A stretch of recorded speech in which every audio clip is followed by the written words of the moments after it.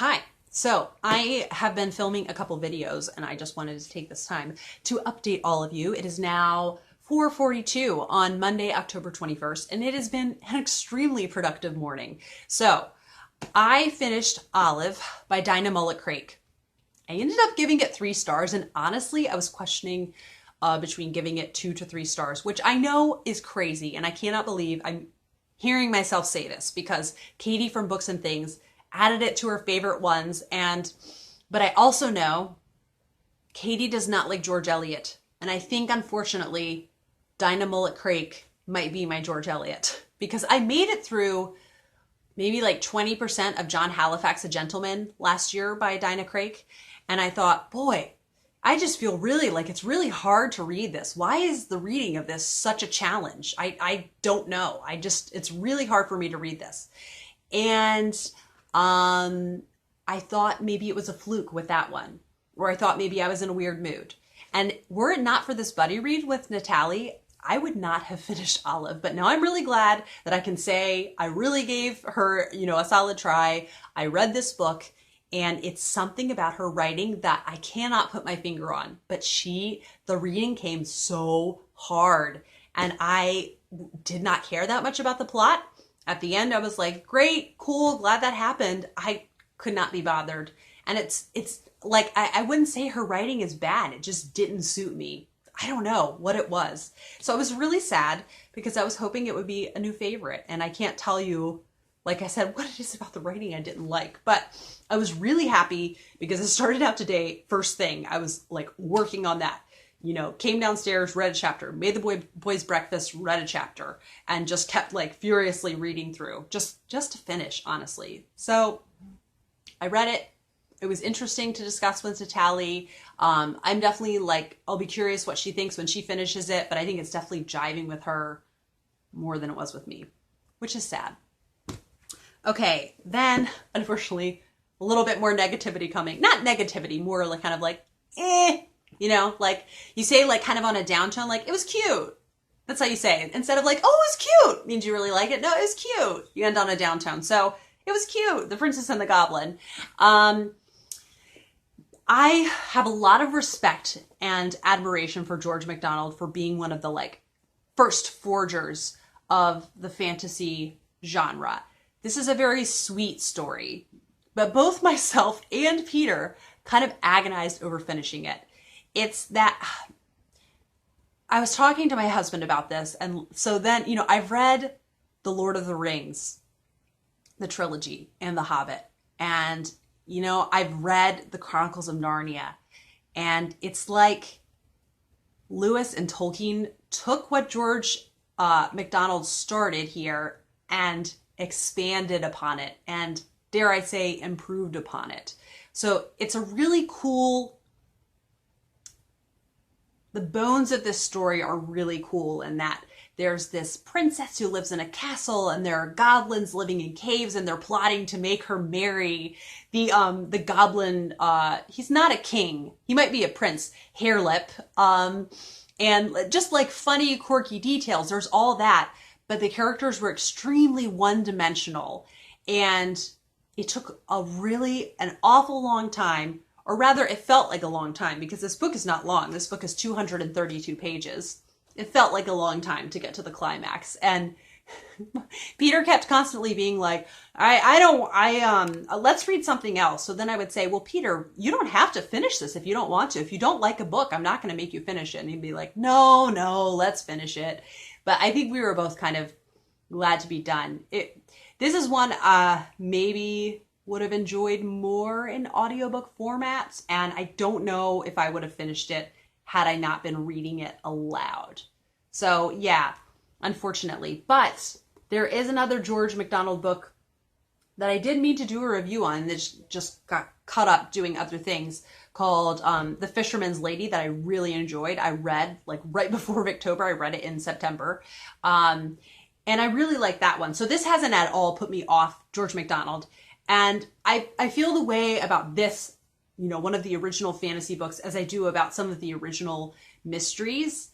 The Sherlock Holmes series, and I really people are really precious about Sherlock Holmes. So don't leave hate comments because I'm entitled to my opinion. I think that more modern mysteries have like much more characterization, or even, sorry, but Agatha Christie. Like, I enjoy Agatha Christie. I will read her, but I really love the characterization that I see in more modern mysteries. Like Elizabeth George, oh, her characterization is amazing. So this is not to say I disliked it. I gave it 3 stars.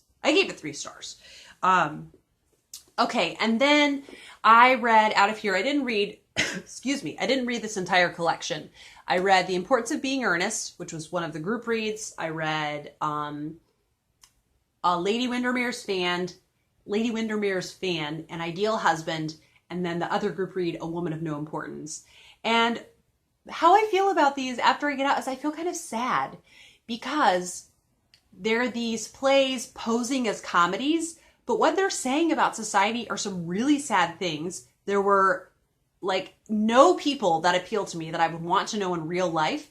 And when I'm reading something like Wuthering Heights, I'm like, it's gritty, it's cutting edge, you know, it's intense, it's gothic. That's what I want. But when it's in comedy format, it just makes me sad. Like, everyone's laughing about this, and these people make me really sad. They're manipulative, they're ruthless, they're selfish. So it's not that these, I thought these were like poorly written by any measure. I really, the first one I enjoyed the most was The Importance of Being Earnest. And then I started to see kind of, oh, this is how his plays all feel. It's just that they made me sad. I don't know. They made Kate sad by kind of how cynical they were, but posing as comedies, if that makes sense. But I did think they were very like, they packed a punch, if that makes sense. Oscar Wilde fans, don't come after me. I love The Picture of Dorian Gray. So, and I would be interested if he has, I don't know if I'm up for Salome. Salome sounds really intense, but if he has plays that aren't comedies, how I would feel about those. Okay, lastly though, highlight of the week, was The Doctor's Wife by Mary Elizabeth Braddon. I just got off Voxer talking about this with Kate from the novel Nomad. I gave this 5 stars on Goodreads. You have no idea how giddy this makes me because last year's catastrophe with a Braddon book. This was so good. It's a sensation novel that doesn't sacrifice characterization, because that's something that I feel I see in some sensation novels. When a sensation novel is good, like, I love it. But when it's lacking in characterization, it just kind of, I kind of feel like it's an obligation to read. I love this book so much. And it's funny because I'm surprised to say I love it so much, because it's about a woman who is in love with someone who isn't her husband. So it's not fun or happy, but it's just really interesting to read. You just want to know what's going to happen next. And like I said, the characterization was there. These people felt real. They felt flesh and blood. I just could not stop reading this. I found it so compelling.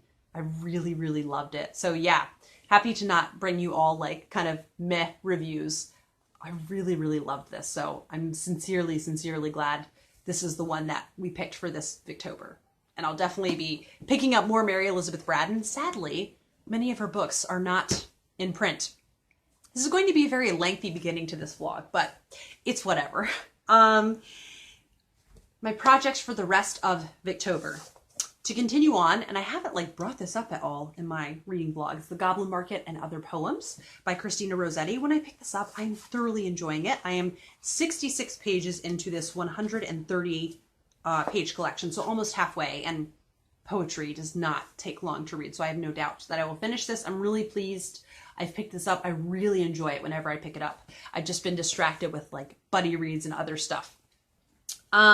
Then a non-Victober read that I am sneaking in here is the next one in my Betsy Tacy 2019 reads with Kelly from Books I'm Not Reading, and it is Emily of Deep Valley. This is one of the non-Betsy books. So in case you aren't aware, haven't been following this, one of my most beloved series ever, the Betsy Tacy series.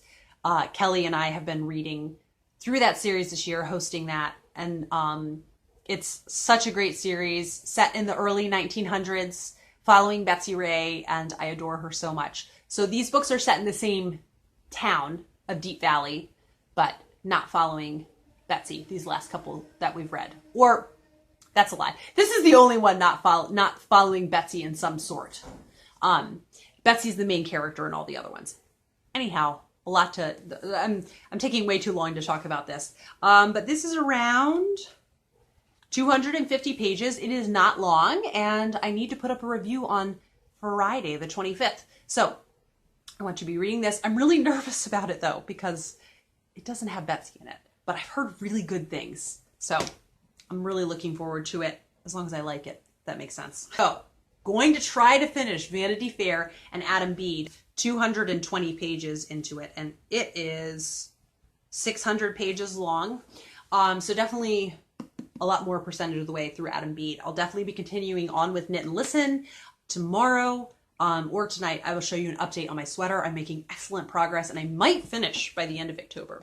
We shall see. But I really want to wear it, so I'll be excited if I finish it. And then continuing on with the audiobook of Vanity Fair. It has been a while since I showed you an update of my my sweater for Knit and Listen, the flax sweater. I just totally drew a blank. So I have made quite a bit of progress. Here it is. So this is the top, the collar, and then going down, this is the body. So actually, the last time I checked, I was only lacking 2 inches, I think. Wait, that's a lie, 3.5 inches. So yeah, I'm supposed to get to 14.5 inches on the body. And then I'll do, I think it's 1.5 inches of ribbing. And then I will start working on the sleeves. So I'm really, really glad that I decided to change projects, and now I look forward to it when I do it. And I didn't really pick this up at all last week because I was so busy reading Olive and The Doctor's Wife. I didn't really have time for any other reading except a little bit of Oscar Wilde. So it's really nice this week to start listening to Adam Bede again and to be knitting again. So I think by the end of today, I don't know, it just depends on how much progress. I might already start on the ribbing. So right now I feel like I might finish this by the end of October, and we'll see, but I'm just gonna sit and relax and listen to Adam Bede. It's gonna be great. So I'll bid you good night. Well, we'll go to the gate with you. It's a fine night, said Bartle, taking up his stick. Vixen was at once on her legs, and without further words, the three walked out into...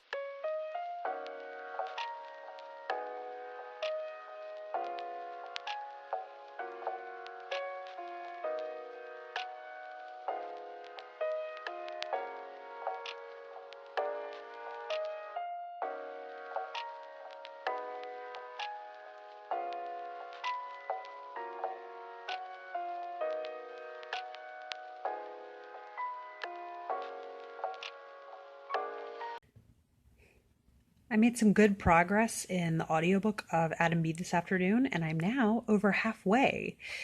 Just started the 4th book. And this chapter, I think it's going to be like very plot driven, but I just want a break from listening to the audiobook, but I'll definitely be picking this up again tonight. And I'm taking a break, having a snack, and watching a bit of Great Expectations before the boys get up from a nap. So I'm very curious about this one and what I will think of it.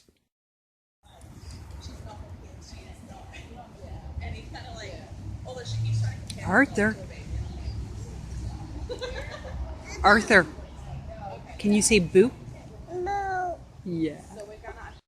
It's now Thursday, and I haven't thought to vlog much. Also, yesterday I was making the intro for Cloak and Dagger Christmas. So I listened to a bunch of Adam Bede on audiobook while I was working on making it.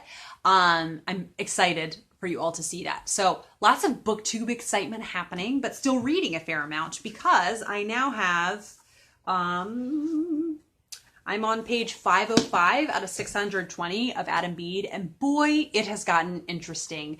I really did not see the route that this was going, but I'm okay with it, and I don't know how it's going to end. I don't know, but it's been so interesting. I really, really have enjoyed this. I've just loved the ride, and George Eliot's writing, I have just been eating it up. I find the characters to be so interesting, and the things that they say really do seem like things that people would really say. Obviously, maybe not nowadays in the Victorian dialect, but they just seem very real to me. And yes, really enjoying this. And so I think definitely by Saturday I'll finish it. And so then I think the next days after that will just all be dedicated to Vanity Fair. I really do want to continue on in Vanity Fair, but I thought, why don't I not divide my time between Adam Bede and Vanity Fair? Why don't I just try to finish Adam Bede first and then try to finish Vanity Fair? And the nice thing is about an audiobook, like I was able to work on the introduction to Cloak and Dagger Christmas, and then I can still listen to the audiobook while I do that. I did also, as a side note, read and adore Emily of Deep Valley. I really was nervous to read this because it's a standalone, it's its own thing, but still in the Deep Valley world. It was so much fun. I gave it 4 stars. I love Maud Hart Lovelace so much. This year has been so much fun. So we still have another book next month. And I will show you more Knit and Listen progress because I have all these fuzzies on it. That's why I'm pulling them off. So the whole body is done. Ta-da! I'm really nervous about what this is going to look like on, because right now it looks really like frumpy. This is my first like fitted sweater to make. I made a couple years back a really chunky knit one that's just supposed to be like totally for comfort, and it is very comfortable, but it's massive. So I don't know how I feel about this yet. And I think I'm just not even going to try it on until I've made the sleeves, because I'm worried if I don't like it when I try it on, I'll lose motivation for the sleeves. And I might as well just finish it if I've come this far. So yeah, it's just, there's not much shaping to it, but I wanted a simple pattern. So I don't know, maybe in January or February I would make a second sweater. But again, I'm just getting nervous because I haven't tried it on. I might try it on and it might fit great. We'll see. So tonight or tomorrow, I'll start working on the first sleeve. It really has flown by. It's definitely seemed very doable. And then I want to show you just the latest thing I've been excited about. My love for Booktube has totally been revived in this process. You know, this year, I have been so infrequent with my uploading, and also because March, April, May, June, July, I was trying different exercise programs and they just exhausted me so much, like sapped me of everything. Last week wasn't feeling well, but then this week, a bit more manageable. And so I really do want to be uploading on Booktube more. My ideal would be to upload twice a week. So I'm going to try that. We'll see if it happens. I have been filming more, hence me sitting in front of the backdrop. And I have this, it's a lesson planner, but I have been using it for a filming calendar. So I thought, why don't I plan everything out and have a checklist? And it actually has made me feel less overwhelmed. I know some people, when they do something like that, they're like, whoa. So I have written out kind of everything in November that I want to do, and then everything in December that I want to do. So yeah, it's actually made me feel less overwhelmed about things. So yeah, I'm really happy that I did this. And like I said, I'm really hoping, I just had forgotten how fun it was to upload videos, kind of. So yeah, there were several months in there where I just did my Betsy Tacy video, and it was really hard to do that. So yes, we'll see. You know, you can always make goals and then they totally fall through. But for now, that's what I feel like doing. So yeah, I will let you know how the sweater goes and how the resolution of Adam Bede happens. I don't know what it's going to end like. Who's that? Are you Peter? I am a bat. A bat. And what is Arthur? There you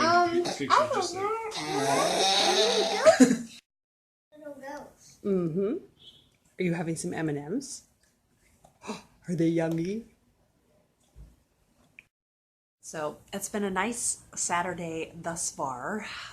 They do a like early trick-or-treating thing really close to where we live. So the boys were all set. And I think hopefully I caught a clip of each of them. So Arthur's a little ghost and Peter's a bat. And it was so fun seeing them in their costumes. And they get to do like double trick-or-treating because this coming Thursday on actual Halloween, they'll get to go again. So Arthur was very confused about what was going on and why he was carrying a bucket.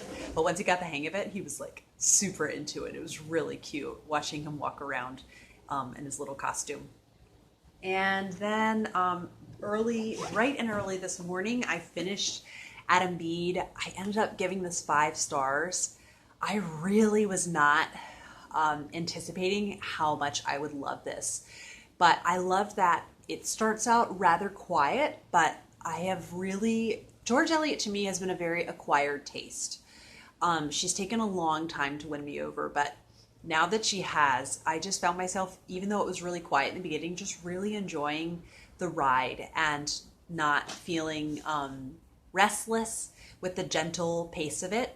But then things did pick up to be really, had me really compelled to continue on. I could not have predicted everything that would have happened in this. I was very surprised by some of the topics that she tackled. But it was a really just harrowing tale. And at the end, I was really satisfied with the ending. I don't know if everyone is. It just depends on your personal taste. But I really liked it. So I highly recommend this. It's a really, really great George Eliot. And I actually would recommend, if you haven't read any George Eliot, starting with this. I think many people, myself included, start with Middlemarch and then feel really intimidated. But this is really much more approachable. And I'd say Middlemarch is kind of an intermediate Victorian novel. I definitely recommend this. And yeah, I'm really, really happy that I read it. I'm just so happy with ending Victober with some really high ratings of the books that I've read. It's gonna just be such a great memory. And then I was just doing some knitting. I started to get intimidated about picking up the sleeves. So I was like, okay, today, I need to pick up a sleeve before I just get intimidated and then just leave the project altogether. So I've started on the first sleeve and I need to do 8 inches from here before I start decreasing. So obviously I'm done with Adam Bede and not done with the sweater. I wondered if that would happen. I thought, surely I won't be able to match up exactly how much sweater I have with how much audiobook I have. And the book that I will be dedicating the rest of Victober to is Vanity Fair. So I have a lot to go. I thought I had made it through a bit more of the audiobook, but I made it through 10 hours of audiobook, which is still a lot. Like a modern novel, that would be a lot of novel to make it through. And I have 20 hours left. So I'm about a third of the book through, 266 pages. So yeah, mostly I think I'll be reading an audiobook, and I think actually tonight during my book bath, I will listen to the audiobook, because on Hoopla, you can't tell what chapters you're in. So then it would be annoying to read ahead in the physical book and have to find where I am in the audiobook. And then while I was knitting, I was finishing up watching this 2016, is it? I can't even tell. Maybe it's 2014. That's a lie. Maybe 2013. I can't tell specifically. I will link the IMDb page. And I know I've heard mixed reviews of this. I really like this. It may be my favorite movie version I've seen of this. I really liked it. I liked all of the casting that they did. And Helena Bonham Carter was Miss Havisham. I had not seen this guy, Jeremy Irvine, in anything. He was Pip. And then Holiday Granger was Estella. I thought she did a wonderful job as Estella. And yeah, it was just, I thought it was great. I really, really liked it. It is obviously going to be a classic fast forwarded. But I think it didn't play into the dark tones of Great Expectations too much. And it's weird. I kind of can enjoy a darker book more than a dark movie. So maybe it lightened it up more than Great Expectations is supposed to be. But as a movie, I really enjoyed that. And I think you should treat movies as, you know, it's an adaptation. It's not going to be the book exactly. And so I was really happy with this. I really enjoyed it. I'm glad I checked it out from the library. And then lastly, I am still hoping to finish Goblin Market and Other Poems by Christina Rossetti. So hopefully I will, and I'll get through it because I really have enjoyed when I have picked it up. The party and the war, until the Irish maidservant came with a plate and a bottle of wine, from which the old gentleman insisted upon helping the valet. He gave him a half-guinea too, which the servant pocketed with a